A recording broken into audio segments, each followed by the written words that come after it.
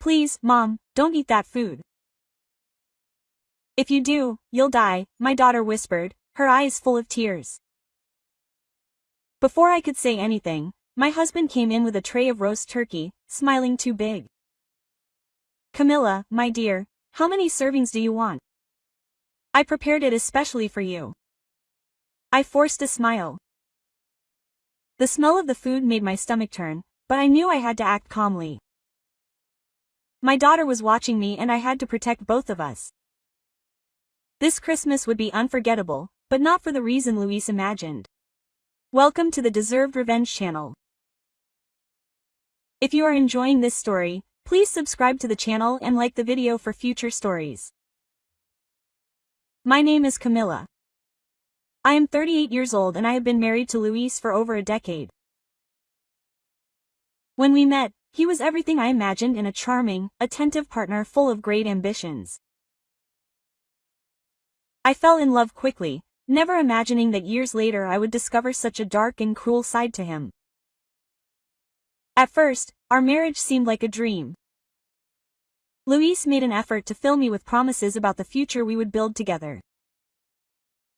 But over time, our life began to revolve solely around what he wanted. From the meals we ate to the people we associated with, everything was his decision. Things got even more complicated after our daughter, Violetta, was born. That's when Benita, my mother-in-law, started to appear more in our lives. She had always been a controlling woman, and her contempt for me was evident. I was never enough for her.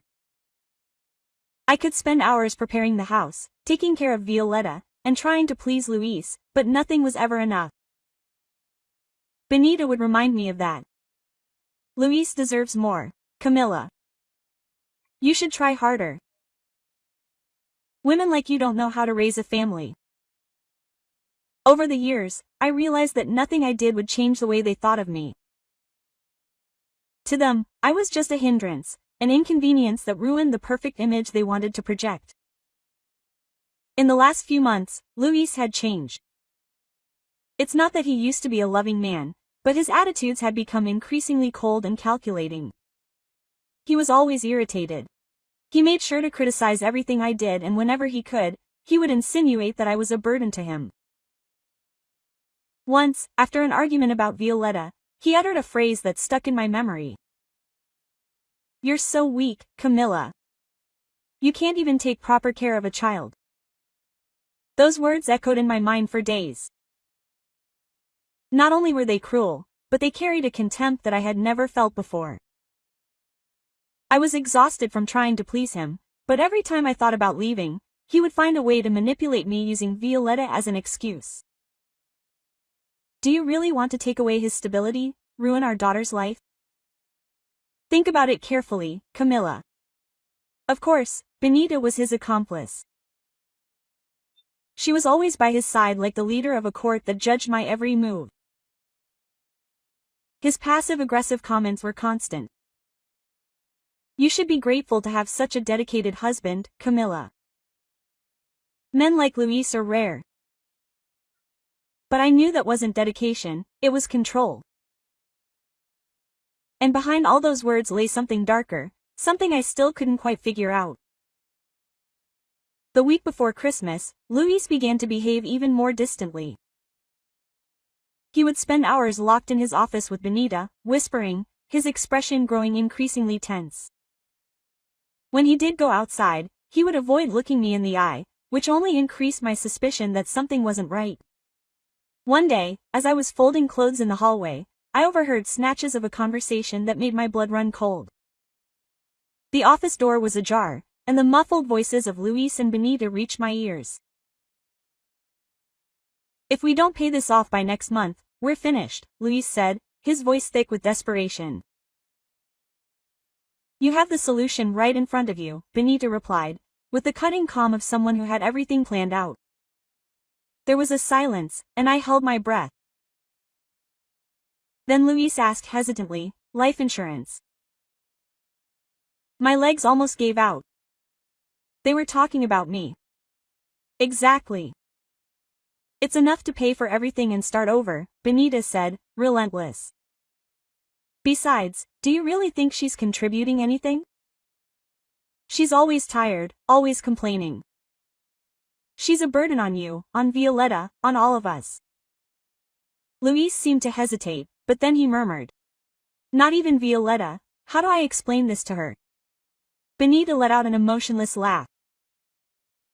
You tell her it was an accident, that she had an allergic reaction to something in the dinner. It's simple, Luis, it's the best for everyone. She'll never know. My hands were shaking as I held the towel. They weren't just talking about me, they were planning something definitive. I was in the hallway folding clothes when I overheard the conversation. The office door was ajar, and Luis and Benita's voices were unmistakable. I stopped instinctively, my hands freezing on the towel I was holding. Something in Luis's desperate tone caught my attention, but what he said left me motionless. If we don't pay this by next month, we're finished, he said in the heavy voice of someone who knows the end is near.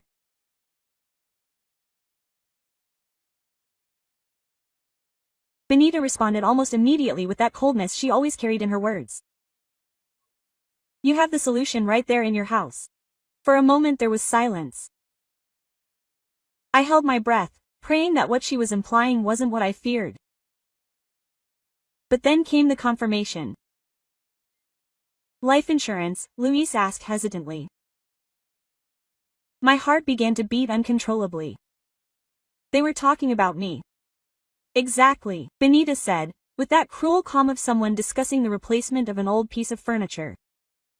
It's enough to pay for everything and start over. Besides, do you really think she's contributing anything? She's always tired, always complaining. She's a burden for you, for Violetta, for all of us. I held the towel so tightly that my fingers ached. My mind spun trying to process what I was hearing. The constant humiliation wasn't enough. Now they wanted me to disappear, literally. Benita continued as if she wanted to make sure Luis followed her plan. Her voice sounded almost matter-of-fact, like someone solving a math problem. He's getting old, Luis. It won't be long before he becomes even more useless. Better solve it now. An accident during Christmas dinner. He could be sick from a food allergy. You know he's always had a sensitive stomach. Luis hesitated, and for a brief moment I wanted to believe he had some humanity.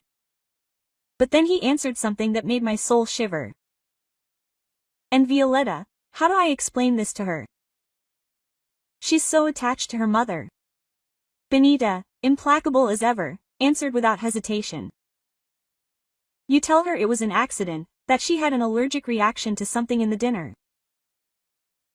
It's simple, Luis, it's the best for everyone. She'll never know. My legs gave out, and I had to lean against the wall to keep from falling. The chicken, the dinner. They were planning to use my favorite dish as a weapon to finish me off. I walked away slowly, breathing as quietly as possible, praying that they wouldn't notice my presence. Every step seemed like a challenge, but when I finally reached my room, I locked it and dropped to the floor. What do I do now? I thought as I tried to silence my jealousy. I couldn't confront them directly, not without evidence, but I also couldn't let them go through with this monstrous plan. I had to act, and fast. After locking myself in the room for a few minutes, I took a deep breath and made a decision. I couldn't confront Luis and Benita directly at that moment. They had already planned everything to turn my death into a perfect accident and get away with it. I needed to protect myself, and the best way to do that was to make sure that if anything happened to me, people knew exactly who to blame.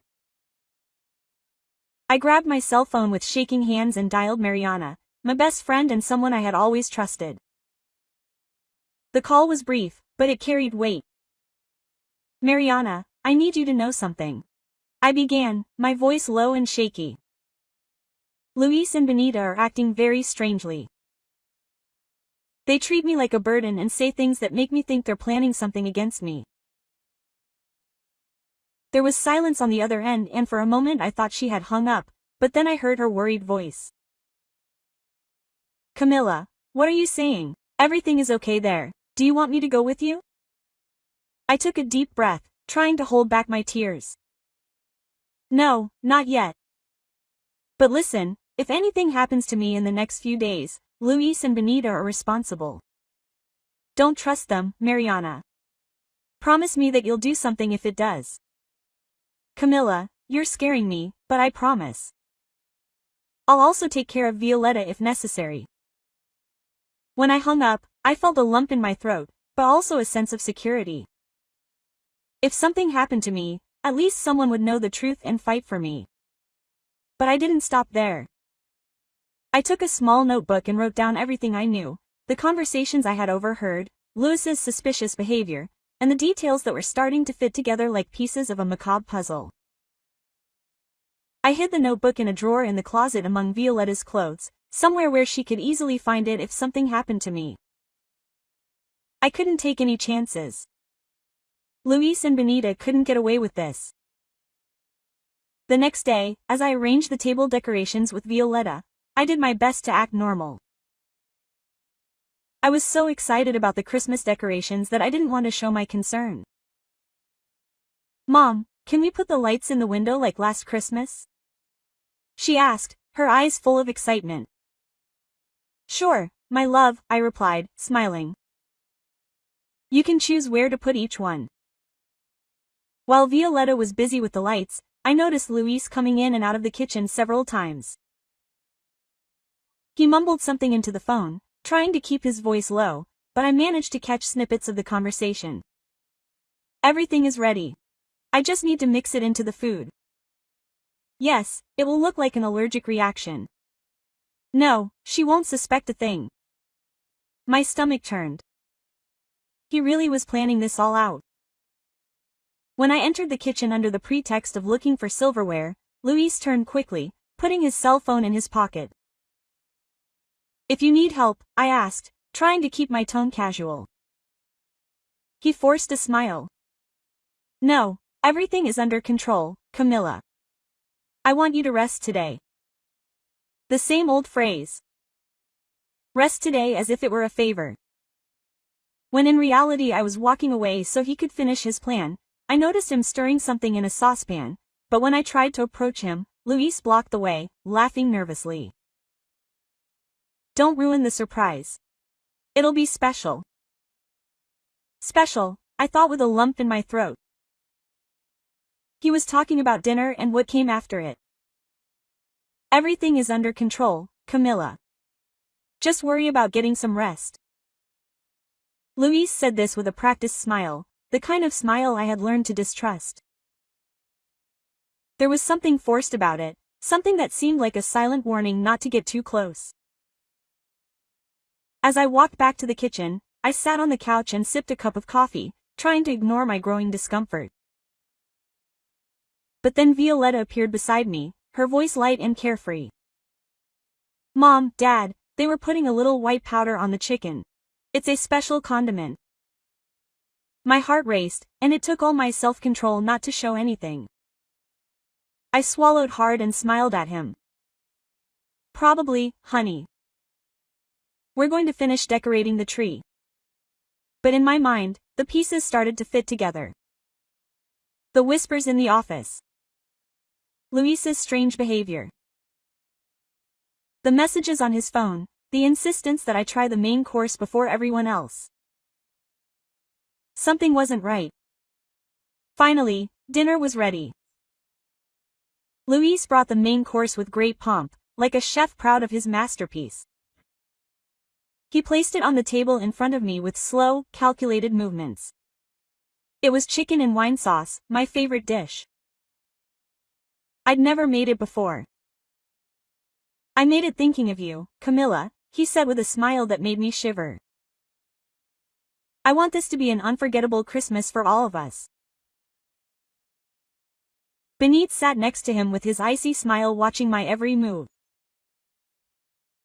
Violetta, innocent and oblivious to the tension that filled the air, looked excitedly at the food. But my attention was on the details. The chicken was impeccable, but there was something strange about its aroma. It was different, stronger, as if something didn't quite fit.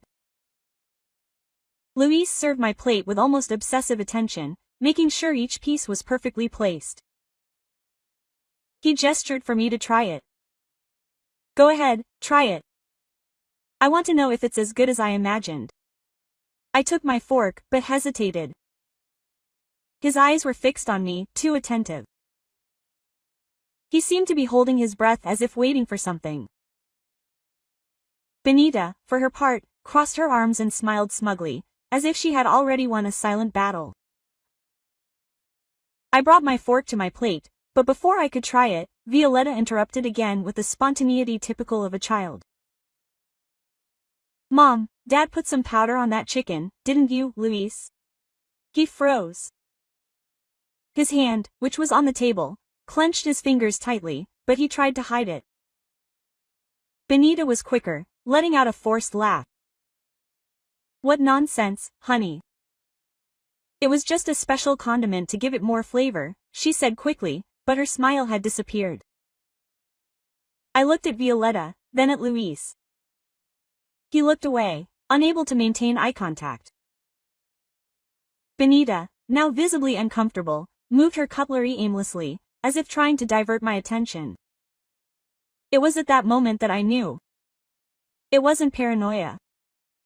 They really had put something in the chicken. I looked at Luis and saw the panic in his eyes, something he was trying to hide, but couldn't. He looked like a cornered animal, caught in its own trap. That's when I understood. He really was trying to make me eat something dangerous. With a firm hand I put my fork down on my plate and said in the coldest voice I could muster. Luis, seriously, try it first. I want to see what you think about the special seasoning. He laughed nervously but didn't move. And there's no need, Camilla, it's for you. I took the plate and pushed it toward him without looking away. I insist, just a piece. Luis looked at Benita, who shrugged, visibly annoyed by the situation. Eat it, Luis, I added in a low but menacing voice. My mind was spinning, reviewing everything I had heard and seen in the last few days. The conversation in the office, the whispers, the white powder. Luis and Benita were desperate for money and I was the price they were willing to pay for their salvation. The chicken was my sentence.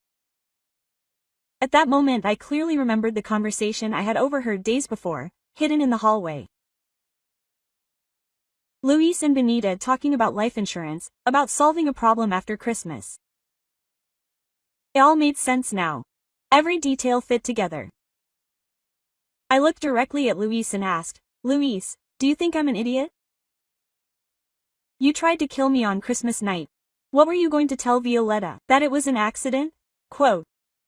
Luis tried to get up, but I pushed him back into the chair with all my strength. You're not leaving here until I figure everything out.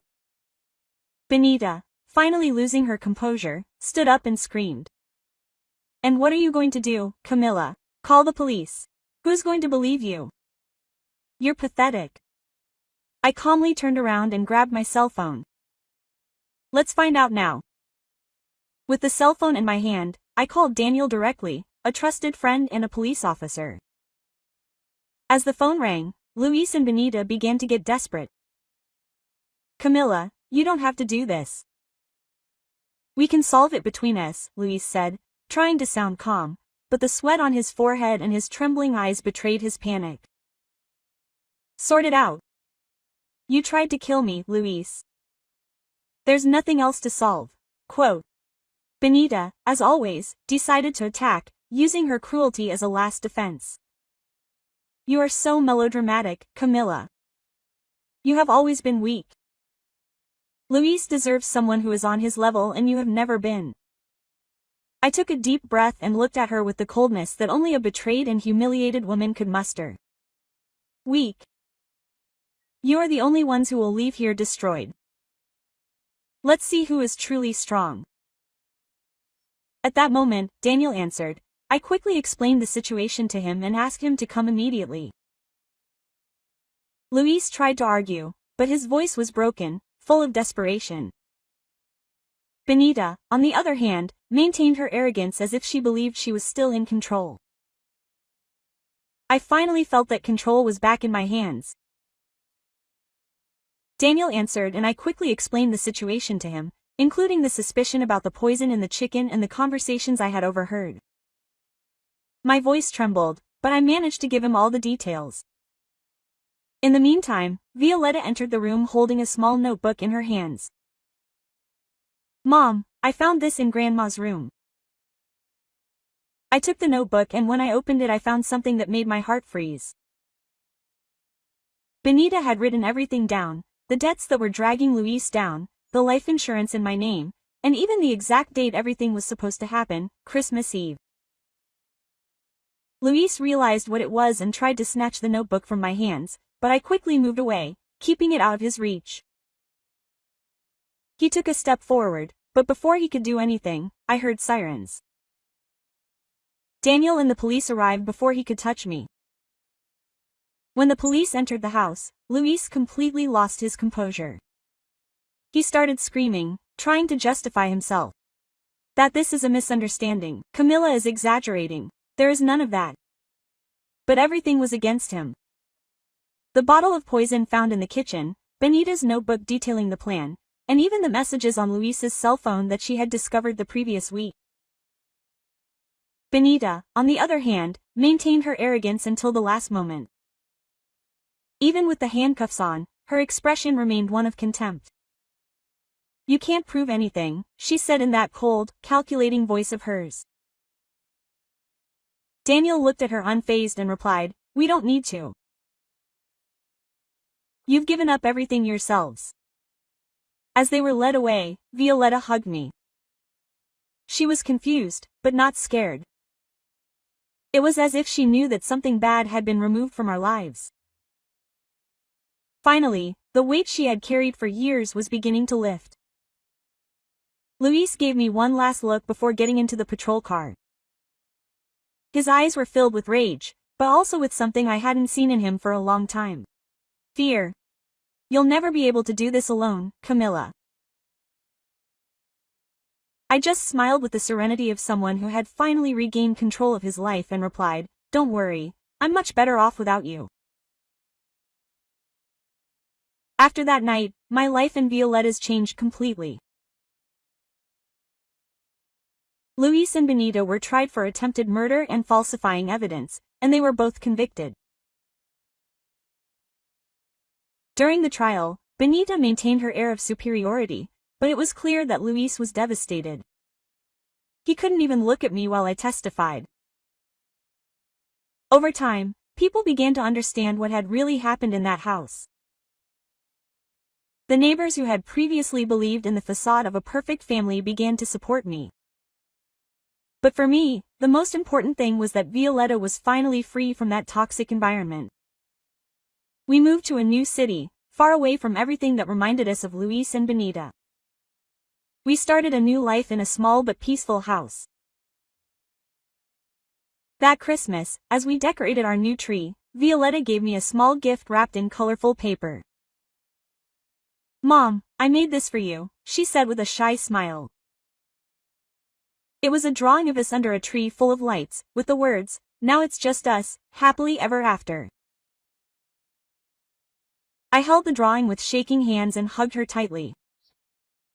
For the first time in years I felt like everything was okay. "Yes, baby. Now it's just us and we'll be happy forever."